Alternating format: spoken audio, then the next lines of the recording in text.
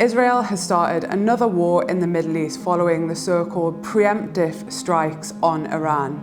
Prime Minister Keir Starmer and other European leaders have reasserted Israel's right to self-defense. We've had grave concerns about the nuclear programme that Iran is putting together, and we absolutely recognise Israel's right to self-defence. Joining me to discuss this is former leader of the Labour Party, Jeremy Corbyn, who is also pushing for an independent Chilcot-style inquiry into Britain's complicity in the genocide in Gaza. Instead of condemning Israel's act of aggression, British Prime Minister Keir Starmer and other European leaders have reasserted Israel's right to defend itself. Can you talk a little bit about your reaction to that, Jeremy? Well, first of all, they were wrong. What they should have done is absolutely condemned Israel's attack on Iran. What they should have done is immediately tried to make contact with Iran to try to stop any response from Iran in order to bring about some kind of comprehensive peace process. They haven't done that. What they've done is doubled down on a wrong position by building up all the criticism of Iran. And I'm not here to defend Iranian government human rights or anything else, but I am here to defend the right of Iranian people to be able to live in peace just like everybody else in the whole region. And so I think that the response has been wrong. It's also clever by Israel. Israel was condemned universally for acts of genocide, and even the British government eventually got somewhere near the position that they were in breach of international law, international humanitarian law, they called it, which is a very general concept. And then Israel then bombs Iran, Iran responds, and somehow or other, Israel is then immediately presented across the world stage as the victim by Trump, by Starmer, etc., at the G7. And so politically, Israel has conducted a brutal, cynical, but very clever maneuver over the past week. If we just think about how the strike on Iran has been positioned as a preemptive strike. And the preemptive strike is illegal. Yeah. It's actually against international law. It's aggression. I mean, they call it a preemptive strike. They're saying, well, we struck these sites in Iran because we thought they might try and strike us from those sites in Iran. Mm-hmm. Well, every country in the world could do that against its neighbours on the basis that you've got weapons, you could use them against us, so we're going to take those weapons out to stop you using against us. Put it another way around, an unprovoked military attack on a neighbour is totally illegal within international law. It is a war crime. Israel's attacks on Iran are obviously dangerous and reckless, but we have to also recognise that whilst Israel is armed up to the teeth with American and British supplied weapons, mainly American, Iran has developed a considerable military complex of its own, and including hypersonic missiles, which do pierce the Iron Dome, which do land in Israel. So the implications of all this are incredibly serious. So serious. I hope it doesn't happen. Just suppose Iran decided to hit the Dimona reactor in Israel. It doesn't bear thinking about. Why do you think more hasn't been made of Israel's nuclear weapons?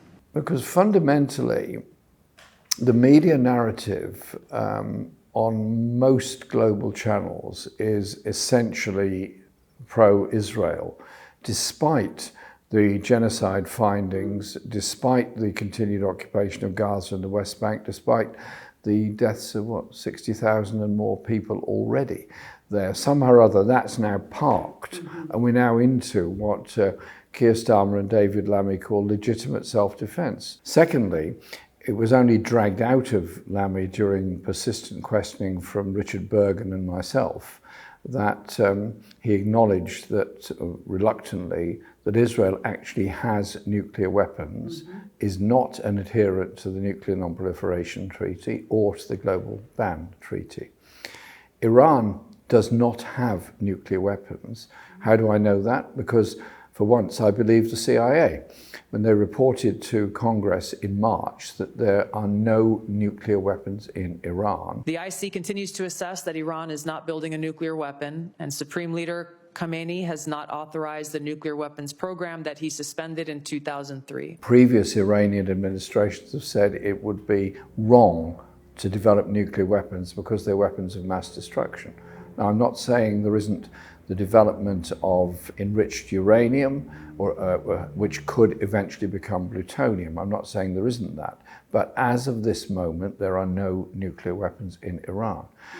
And I think so much has been made over the last 20 months, quite shamelessly often to justify a genocide, that Israel has the right to self-defend. Do you think Iran has the right to self-defense? In international law, every country has the right of self-defense. It's there. It's in international law. It's in the UN Charter. It's there. It's clearly there, that right of self-defense. And so that right of self-defense, if it applies to Israel, then it also applies to Iran. It also applies to Palestine. It applies to everybody across the whole piece. Surely the issue is about bringing around about some kind of peace agreement which must centre around the needs and rights of the Palestinian people. Therefore, Israel's withdrawal to its pre-67 borders, away from Gaza and the West Bank. After that, you work out what the future relationship is going to be. But that has to be the basis of it. Could you tell us a little bit more about what you're trying to achieve with your Gaza bill? And also tell us a little bit more about what happens if you are not able to get a public inquiry. What next? I proposed a private members bill and calling for an Iraq-style inquiry into the policies relating to Gaza and the Middle East. The bill is now in draft form and will be published very shortly, and it comes up again on the 4th of July. I'm not leaving this issue, and it's not going away. I'm utterly determined that we will get an inquiry somehow or other. I want it to be done officially, authorised by Parliament, with an independent judge-led inquiry into the whole policy. But nevertheless, the demand has got to be there. Why? Britain is supplying weapons to Israel. 15% of the components of the F-35 jets are made in factories in Britain. The security arrangement with Israel means that there's a sharing of information. All those hundreds and hundreds of flights from RAF Akrotiri overflying Gaza, what's happened to the information from them? And the continual supply of weapons into Israel via RAF Akrotiri and other places. We need to know the truth. So when children are being bombed in a food queue, are we supplying the weapons? I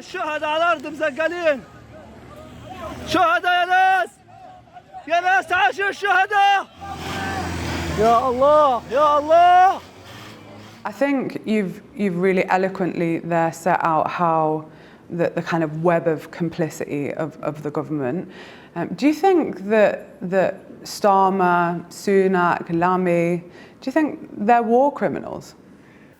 If you knowingly supply weapons to a government that's arraigned before both the International Court of Justice and the International Criminal Court, then you become complicit in those crimes. So your inquiry is going to look at hopefully look at the body of evidence, and I'm sure you will keep going should that inquiry not be brought I don't give up. Through the parliamentary I'm not somebody who ever gives up. processes. But I think what's an interesting discussion at the moment, that people are saying that the British government are not just complicit through those things that you have listed, like the surveillance flights, like the training of Israeli military personnel in the UK. Would you say that they are participants in the genocide? Yes, they are participants because they're sharing information, they're sharing security information, they're providing weapons.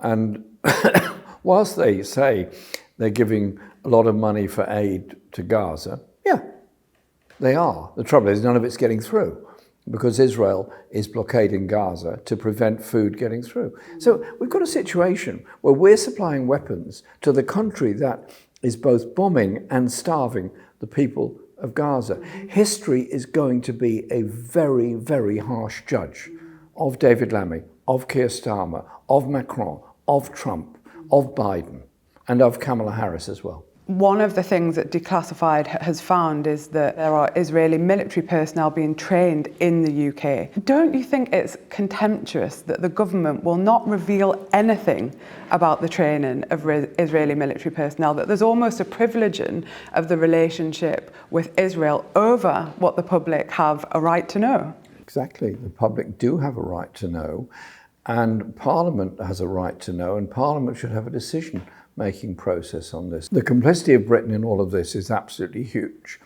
and the use of training facilities for Israeli forces in Britain is something that you've dragged out through Declassified and was finally admitted last week in a parliamentary answer to Rachel Maskell. And it came up again yesterday. David Lammy claims it's a very small number of people. Can I just say to the honourable gentleman, the UK of course provides military courses for our assets, but we always emphasise in all of those courses the critical importance of IHL. But the other question is the British Armed Forces' presence in Israel, and also the commercial presence that's there in Israel for the maintenance of the weapons and the planes that are sold. And so there's this constant toing and froing on a military relationship with Israel. If we really seriously want peace across the whole region, an end to the bombardment, the conflict and the horrific loss of life, then you've got to do a number of things. One, justice for the people of Palestine. Two, an end to the arms trade that's pumping weapons in there. And three, a comprehensive agreement, including Iran, of all the countries in the region, of some kind of security arrangement for the future. Now, that was on offer at one time. I've attended many nuclear non-proliferation treaty review conferences, and we pushed very hard to get a Middle East weapons of mass destruction free zone, which would have meant you'd had Israel, Iran, and all the other countries, including Saudi Arabia, in the room together to agree on some kind of non-aggression, that kind of area. None of it is perfect, but God, all of that's got to be better than what we've got now. Declassified UK is an independent media organisation. If you want to see more interviews like this and more of our independent investigative journalism, please go to our website, please go and subscribe to our YouTube channel, and if you can give us your support, that would be very much appreciated. Thank you so much for watching.